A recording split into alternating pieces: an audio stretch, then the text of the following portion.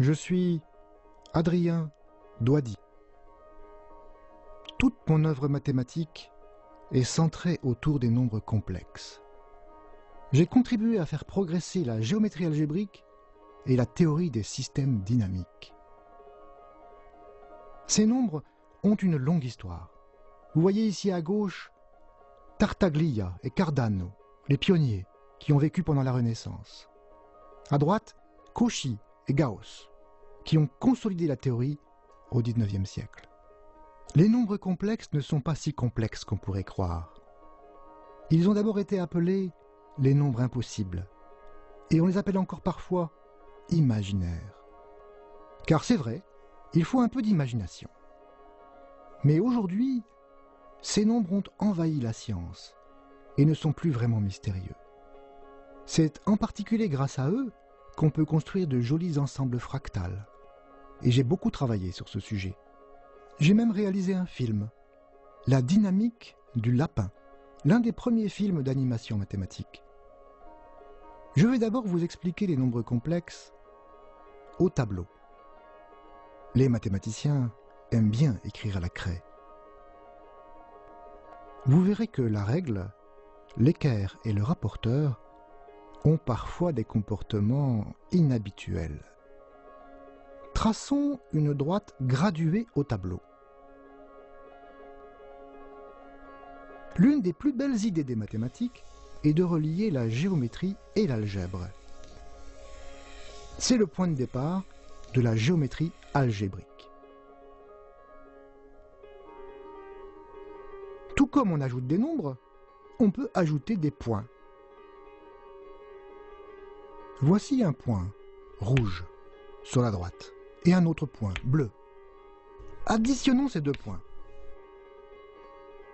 C'est le point vert. 1 plus 2 égale 3. Si les points rouge et bleu se déplacent, il en est de même pour le point vert, qui est leur somme. Plus intéressant encore, on peut multiplier des points. Observons par exemple la multiplication par moins 2. Elle transforme le point 1 en le point moins 2, bien sûr. Et si on multiplie encore par moins 2, on doit faire le même mouvement. Changer de côté par rapport à l'origine et doubler la distance à l'origine. On obtient 4, bien sûr. Si on multiplie 2 fois de suite par moins 2, on a multiplié par 4. La multiplication par moins 1 est très simple. Chaque point est envoyé sur son symétrique par rapport à l'origine. C'est-à-dire qu'il faut effectuer un demi-tour. Une rotation de 180 degrés si l'on préfère. Si l'on multiplie un nombre par lui-même, le résultat est toujours positif. Par exemple, si on multiplie par moins 1, on tourne d'un demi-tour. Donc si on le fait une deuxième fois, eh bien, on retombe au point de départ. Et c'est pour cette raison que moins 1 fois moins 1 est égal à plus 1. Tout simplement. Vous voyez par exemple que la multiplication par moins 1 envoie 2 sur moins 2. Et que si on multiplie encore une fois par moins 1, on revient en 2. Évident, n'est-ce pas?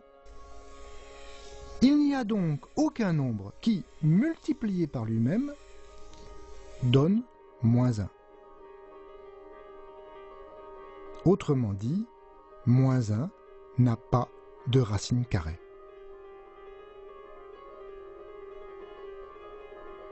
Mais bien sûr, c'était sans compter sur l'imagination des mathématiciens. Robert Argand a eu une très belle idée au début du XIXe siècle. Il s'est dit, puisque multiplier par moins 1, c'est tourner de 180 degrés, sa racine carrée, c'est faire tourner de la moitié, de 90 degrés.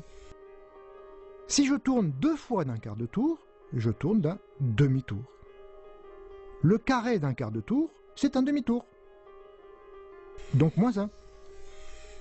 Il suffisait d'y penser.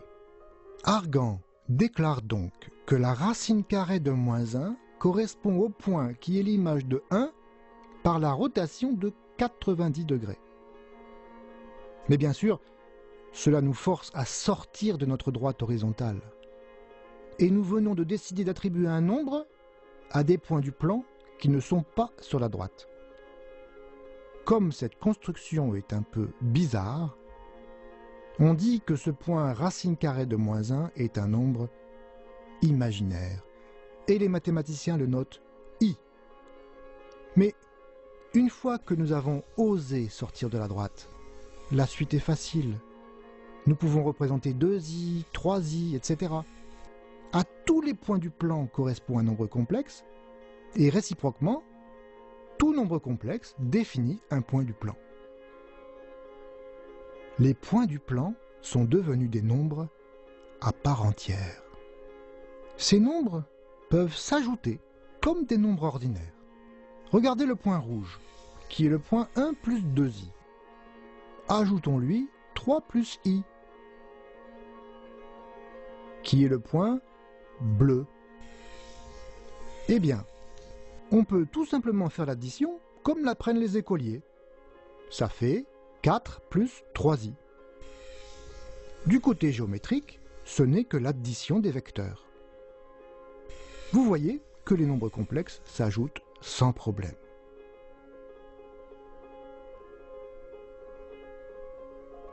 Mais bien plus intéressant encore, ces nombres complexes peuvent aussi se multiplier, tout comme les nombres réels. Voyons, nous savons multiplier un nombre complexe par 2 par exemple. 2 fois 1 plus i, ça fait bien sûr 2 plus 2i. Du côté géométrique, c'est facile de multiplier par 2, juste une dilatation par 2. Le double du point rouge, c'est le point vert.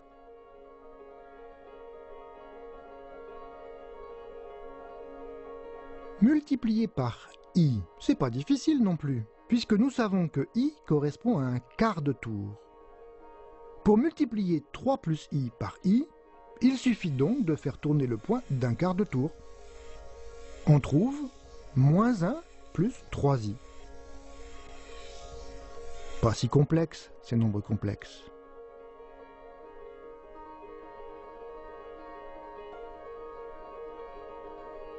Et finalement, on peut multiplier deux nombres complexes quelconques sans problème. Essayons par exemple de multiplier 2 plus 1,5i et moins 1 plus 2,4i. On fait comme d'habitude. On multiplie d'abord par 2, puis par 1,5i et on ajoute les résultats. On obtient donc 2 fois moins 1 plus 2,4i plus 1,5i fois moins 1 plus 2,4i. On a donc moins 2 plus 4,8i moins 1,5i plus 3,6i fois i. Mais souvenons-nous que i au carré égale moins 1, puisque c'est pour ça qu'on l'a inventé. Ça fait moins 2 plus 4,8i moins 1,5i moins 3,6. Rangeons un peu tout cela. On trouve moins 2 moins 3,6 plus 4,8i moins 1,5i. C'est-à-dire moins 5,6 plus 3,3i. Et bien voilà, nous sommes maintenant capables de multiplier les nombres complexes. Autrement dit, nous savons multiplier les points du plan. C'est incroyable. On croyait que le plan est de dimension 2 car il faut deux nombres pour décrire la position d'un point quelconque. Et maintenant je vous dis qu'il suffit en fait d'un seul nombre. Bien sûr, nous avons changé nos nombres. Et il s'agit maintenant de nombres complexes. C'est l'occasion de définir deux notions, le module et l'argument d'un nombre complexe.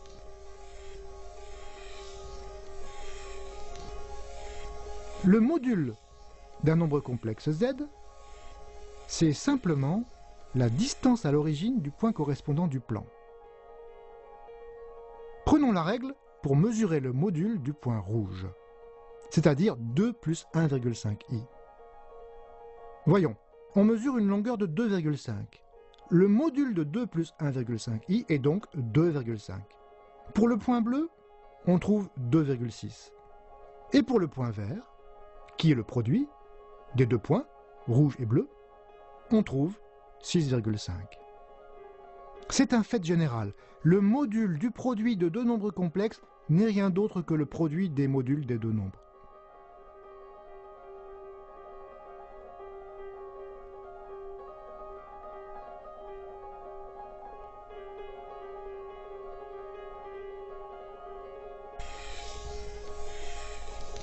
L'argument d'un nombre complexe s'obtient en mesurant l'angle entre l'axe des abscisses et la droite joignant l'origine au point. Ici, par exemple, l'argument du nombre complexe rouge est égal à 36,8 degrés. Celui du point bleu est 112,6 degrés. Et celui du produit, le point vert, est 149,4 degrés. C'est la somme des arguments des deux nombres.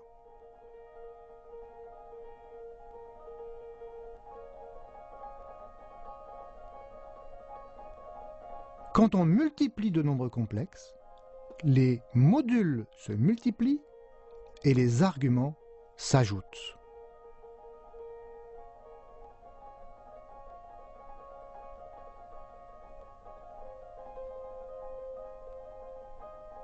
Terminons notre première rencontre des nombres complexes avec la projection stéréographique.